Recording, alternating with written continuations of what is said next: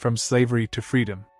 The sun burned hot over the land of Egypt, but for the Israelites, there was no warmth in its light, only exhaustion. For years they had lived as slaves. They made bricks from mud and straw. They built cities they would never live in. Their backs ached. Their hands were cracked and bleeding. And their hearts were heavy with one question.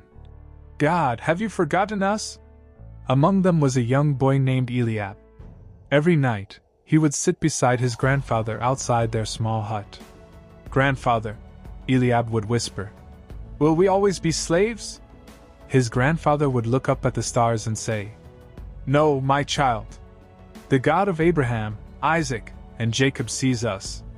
He hears our cries. One day, he will set us free. Eliab wanted to believe it. But every morning, the Egyptian guards shouted, and hope felt very far away. Then one day, everything changed. A man named Moses returned to Egypt. He had once grown up in Pharaoh's palace but had fled long ago. Now he came back with a message from God. Let my people go, Moses told Pharaoh. Pharaoh laughed. Who is this God that I should obey him? But God showed his power. The river turned to blood. Frogs covered the land. Darkness filled the sky. One plague after another struck Egypt. Still, Pharaoh's heart was hard. Finally, on one terrible night, God gave his people special instructions. Each family was to sacrifice a lamb and place its blood on their doorposts. It was a sign of faith and protection. Eliab watched as his father carefully marked their doorway. Why are we doing this? He asked.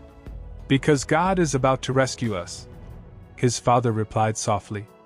That night, the angel of death passed through Egypt.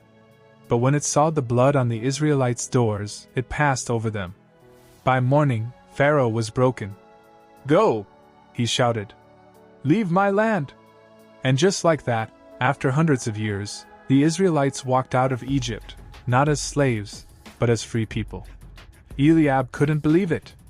He looked at the sky, the same sky he had stared at every night, and for the first time, it felt full of promise.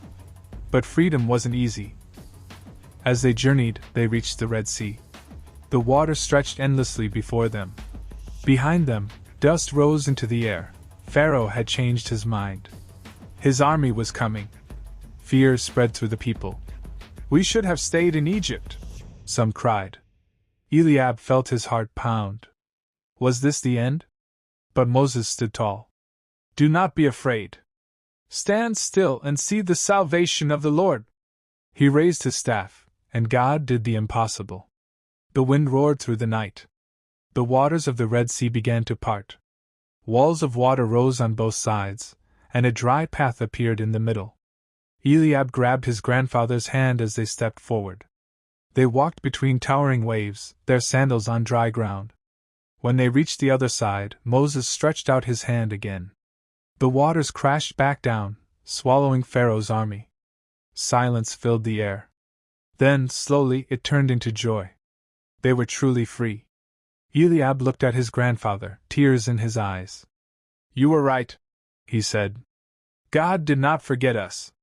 His grandfather smiled. He never does. From slavery to freedom, from fear to faith, the journey had not been easy. But it showed one powerful truth.